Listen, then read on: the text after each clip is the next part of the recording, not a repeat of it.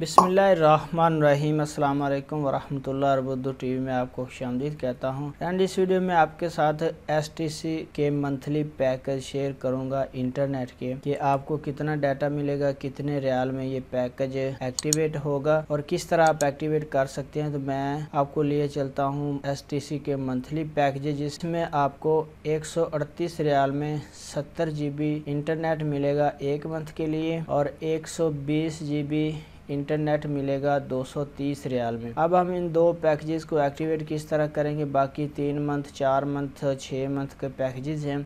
जो एक मंथ के पैकेजेस थे वो मैंने आपके साथ शेयर किए। किस तरह एक्टिवेट करेंगे, आपके पास 138 रियाल बैलेंस होना चाहिए। 2770 को 900 पे मैसेज करना है तो आपका ये पैकेज एक्टिवेट हो जाएगा। दूसरा 120 GB वाला पैकेज है, उसके लिए आप 2771 इसको आपने सेंड कर देना है 900 पे, तो ये आपका पैकेज एक्टिवेट हो जाएगा, जिसमें आपको 120 GB इंटरनेट मिलेगी। जिस वीडियो अच्छी लगी लाइक करें, अपना बहुत सारा ख्याल रखिएगा। अस्सलाम वालेकुम वरहमतुल्लाह।